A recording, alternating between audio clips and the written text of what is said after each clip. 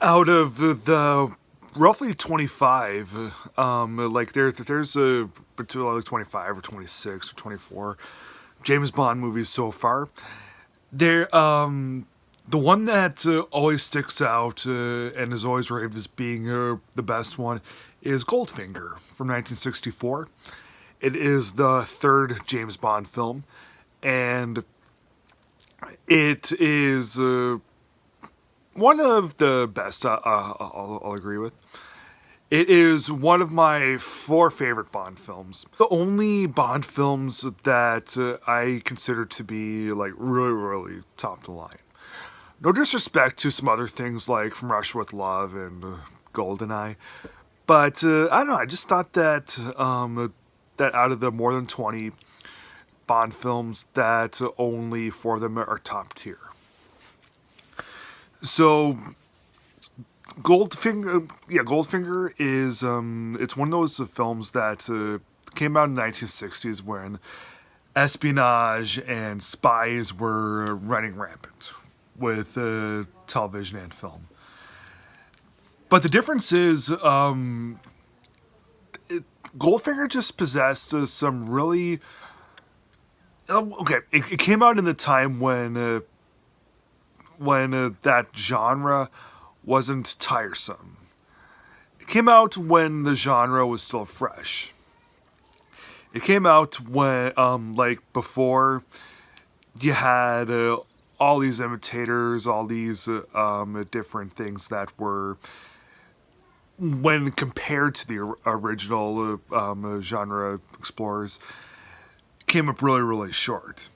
I mentioned in my review of The Spy Who Loved Me, the Roger Moore film, that it's just very much like, it's too much like other espionage films, too much like other Bond films. But with Goldfinger, it like everything that makes an espionage film good is here, and everything that is here is done to pretty high degrees. So it deals with Bond, whose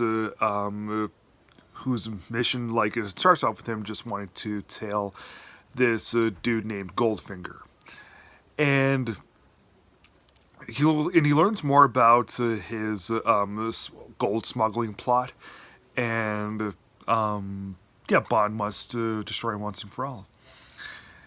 There's a couple of moments where you think to yourself, really? Like all the times that Bond ends up surviving, because, you know, it's James Bond, he can't die.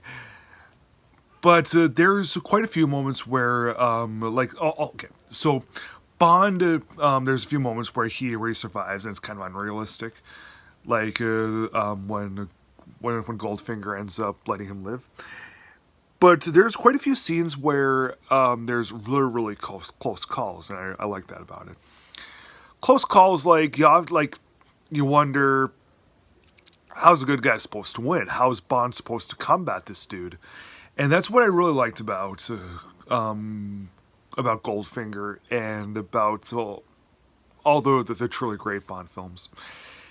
It's that you really wonder, and you're really caught in the moment so much, you wonder how's Bond supposed to win. And that happens really well with Goldfinger. And yeah, the flaws in this don't really amplify a whole lot. They're heavily diminished, and we forgive them in an instant right after all that stuff happens. And yeah, this that the heavy involvement of the 1960s and that style, it's all encapsulated very well here. I love this film. I'm gonna give it 4 stars out of 4.